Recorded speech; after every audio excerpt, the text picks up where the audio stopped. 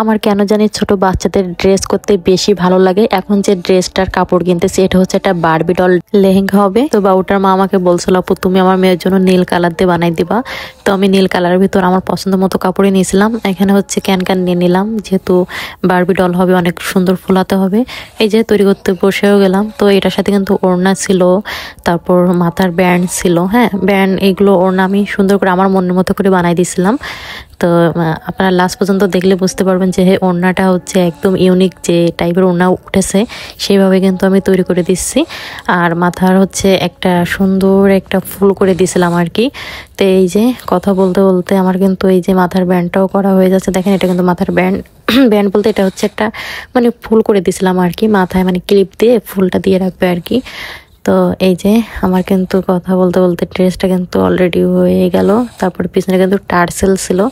তো এই যে টার্সেলটা দেখতে পাচ্ছেন, এটা কিন্তু একটা লেহেঙ্গা। হ্যাঁ দেখো মাশাআল্লাহ কিন্তু হয়ে গেল। স্কার্টটা দেখো মাশাআল্লাহ অনেক বেশি কিন্তু ঘের ছিল।